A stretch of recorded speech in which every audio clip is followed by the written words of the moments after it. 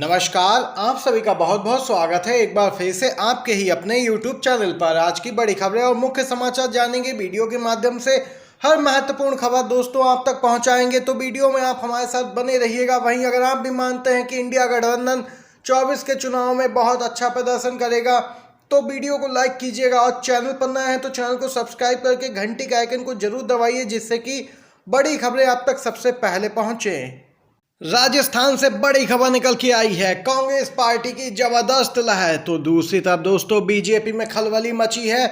Ticket न मिलने से बगावत हो चुकी है राजस्थान बीजेपी में। पहली सूची ही जारी हुई है, जिसके बाद यहां पर हालात बेहद गंभीर बन गए हैं। जी हां दोस्तों, बीजेपी के 450 कार्यकर्ताओं ने दे दिया है इस्तीफा।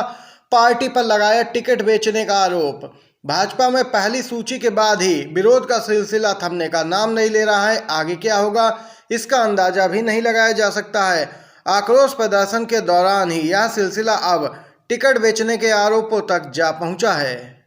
दोस्तों यहां पर सैकड़ों कार्यकर्ता व जनप्रतिनिधियों ने अपने इस्तीफे लिखकर सौंप दिए हैं, जिनकी संख्या यहां पर 450 बताई जा रही है। ये बीजेपी के अहम नेता कार्यकर्ता हैं जो बीजेपी को स्थानीय चुनाव जिताने में बहुत अहम रोल निभाते हैं।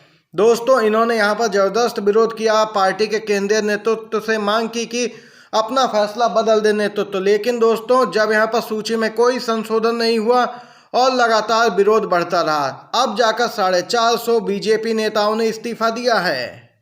देख सकते हैं दोस्तों, बीजेपी में पहली सूची घोषित होने के बाद से ही प्रत्याशियों के नामों को लेकर असंतोष है लगातार जारी है।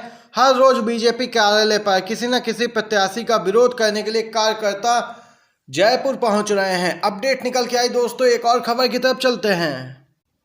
जी हां दोस्तों, कांग्रेस पार्टी ने घेरा है केंद्रीय गृह मंत्री अमित शाह को। अमित शाह के खिलाफ मामला दर्ज करने की उठी है मांग। दोस्तों कांग्रेस ने चुनाव आयोग से कहा, चुनावी राज्य छत्तीसगढ़ में गृह मंत्री अमित शाह ने भड़काऊ भाषण दिया, जिस पर कार्रवाई की जाए, और इसकी पूरी यहां पर कॉपी भी चुनाव आयोग को सौंपी गई है।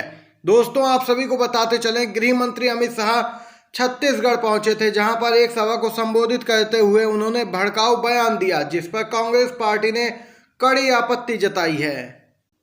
कांग्रेस ने चुनावी राज्य छत्तीसगढ़ में भुवनेश्वर साहू की हत्या के संबंध में गृह मंत्री अमित शाह के भड़काऊ बयान पर आपत्ति जताते हुए चुनाव आयोग में शिकायत दर्ज की है और कहा कि गृह मंत्री अमित शाह के खिलाफ यहां पर चुनाव आयोग सख्त से सख्त कदम उठाए। वहीं जयराम रमेश ने आरोप लगाया कि यह चुनाव आयोग की पहली जिम्मेदारी है कि वह ऐसे बयानों पर कार्रवाई करे जो प्रकृति में भड़काऊ हैं, क्योंकि छत्तीसगढ़ में आदर्श आचार संहिता लागू है। देख सकते हैं दोस्तों, जब भाजपा सीधे तरीके से चुनाव नहीं जीत पा रही है तो यहाँ पर सांप्रदायिक रंग देने की कोशिश की जा रही है। कांग्रेस पार्टी ने ऐसा आरोप लगाया है। इसी के साथ एक और खबर की तरफ चलते हैं। इंडिया गठबंधन बनने के बाद से एक तरफ जहां बीजेपी को खासी चुनौती मिल रही है, तो दूसरी तरफ इंडिया गठबंधन को लेकर कांग्रेस नेता ने बड़ा खुलासा किया है। इंडिया गठबंधन के सत्ता में आने पर खड़गे या फिर राहुल गांधी हो सकते हैं प्रधानमंत्री उम्मीदवार। जी हां दोस्तों, शशि थरूर ने बड़ी बात कही है। कांग्रेस कार्य समिति के सदस्य शशि थरूर ने कहा कि अगर इंडिया गठबंधन 2024 के लोकसभा चुनाव में सत्ता में आता है तो कांग्रेस पार्टी के अध्यक्ष मल्लिकार्जुन खड़गे या फिर पूर्व अध्यक्ष राहुल गांधी को प्रधानमंत्री के रूप में नामित किया जा सकता है।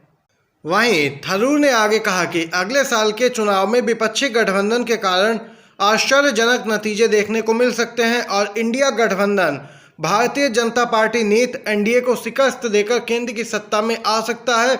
जिसके बाद उन्होंने कहा कि मेरा अनुमान है कांग्रेस पार्टी से या खड़गे या फिर राहुल गांधी, इन्हें यहां पर प्रधानमंत्री के लिए नामित किया जा सकता है। अपडेट निकल के आई दोस्तों, आप लोग शशि थरूर की बातों से सहमत हैं या फिर नहीं, जरूर बताइए अपनी राय कमेंट बॉक्स में। एक और खबर की तरफ चलते हैं। मनीष सिसोदिया पर बड़ी बात कही है सुप्रीम कोर्ट ने। जी हां दोस्तों, सुनवाई जारी है। सिसोदिया को अनिश्चित काल के लिए जेल में नहीं रख सकते हैं।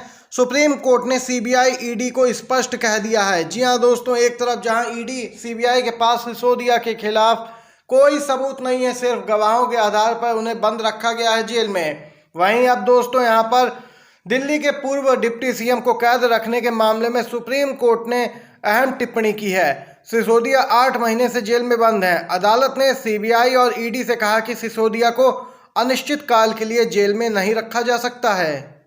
वहीं इस दौरान ईडी ने सुप्रीम कोर्ट में एक और बड़ी बात कही है, जिसके बाद खलबली मच गई है। आम आदमी पार्टी की सदस्यता भी रद्द हो सकती है। जी हां दोस्तों, राष्ट्रीय पार्टी आम आदमी पार्टी अभी बन चुकी है, लेकिन अब उसकी मुश्किलें ईडी ने बढ़ाकर रख दी हैं, क्योंकि ईडी ने सुप्रीम कोर्ट को बताया है कि शराब घोटाले में कई नेताओं की गिरफ्तारी के बाद अब आम आदमी पार्टी को भी आरोपी बनाने की तैयारी हो रही है। दोस्तों, आप सभी को बताते चलें, ईडी आपके खिलाफ पीएमएलए यानी कि prevention of money laundering act की धारा 70 लगाने पर विचार कर रही है, और जिसके बाद आम आदमी पार्टी के संगठन से लेकर नेतृत्व पर इसका सीधा और बड़ा असर होगा। ये अपडेट निकल के आई है। इसी के साथ एक और खबर की तरफ चलते हैं। कांग्रेस अध्यक्ष मल्लिकार्जुन खड़गे का बड़ा बयान निकल के आया। उन्होंने कहा कि अगर राजस्थान में हमारी सरकार दोबारा बनी तो 2024 में केंद्र में भी कांग्रेस की सरकार आएगी। कांग्रेस के राष्ट्रीय अध्यक्ष मल्लिकार्जुन खड़गे इस समय राजस्थान दौरे पर हैं, जहां पर वह ताबड़तोड़ रैलियां कर रहे हैं, सभाओं को संबोधित कर रहे हैं। वहीं दोस्तों, इस दौरान उन्होंने बड़ी बात कही है। उन्होंने कहा कि अगर इस साल होने वाले राजस्थान विधानसभा चुनाव में कांग्रेस की सरकार फिर से बनी तो पार्टी 2024 के चुनाव में भी जीत हासिल करेगी और केंद्र की सत्ता में वापसी करेगी। उन्होंने बीजेपी पर कांग्रेस के कामों की नकल करने का आरोप लगाया और कहा कि भाजपा यहां पर कांग्रेस की राह पर चल रही है, यानी भाजपा भी मानती है कि कांग्रेस द्वारा किए जा रहे जनहित के कार्य सही हैं, इसीलिए अब वे लोग भी हमें फॉलो कर रहे हैं। खड़गे ने यहां पर जोरदार तरीके से बीजेपी को निशाने पर लिया है। दोस्तों, बड़ी बात कही है। इसी के साथ एक और बड़ी खबर आ रही है। महाराष्ट्र में बीजेपी नेताओं का विरोध बढ़ता जा रहा है। जी हां दोस्तों, महाराष्ट्र के मंत्री पर भीम आर्मी के कार्यकर्ता ने फेंकी है स्याही। 2 महीने में बीजेपी नेताओं के साथ यह दूसरी घटना है। दोस्तों, महाराष्ट्र में सार्वजनिक क्षेत्र की नौकरियों के निजीकरण की शिंदे सरकार की नीति के विरोध में भीम आर्मी उतर आई है। वहीं इसी क्रम में भीम आर्मी के एक कार्यकर्ता ने राज्य के मंत्री और बीजेपी के वरिष्ठ नेता चंद्रकांत पाटिल पर स्याही फेंक दी है। देख सकते हैं यहाँ पर दोस्तों, बीजेपी नेताओं का जबरदस्त विरोध देखने को मिल रहा है और उन पर लगातार स्याही फेंकने की घटनाएं सामने निकल के आ रही हैं। इसी के साथ एक और बड़ी खबर की तरफ चलते हैं। तेलंगाना विधानसभा चुनाव से पहले बीआरएस को कई झटके लगते जा रहे हैं। तेलंगाना चुनाव से पहले बीआरएस को एक और बड़ा झटका लगा है, जहां पर दोस्तों 2 नगर पालिका अध्यक्षों ने बीआरएस से इस्तीफा दे दिया है और वहां कांग्रेस पार्टी में शामिल हो गए हैं।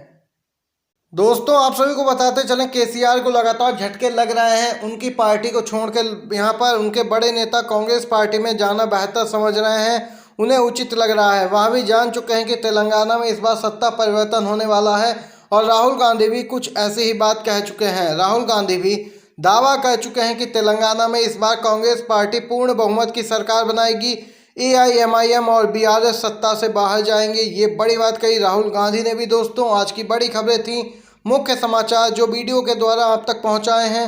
वीडियो पसंद आया हो तो लाइक कीजिएगा, शेयर कीजिएगा अपने दोस्तों के साथ भी। आप सभी का वीडियो देखने के लिए बहुत बहुत धन्यवाद। जय हिंद, जय भारत, नमस्कार।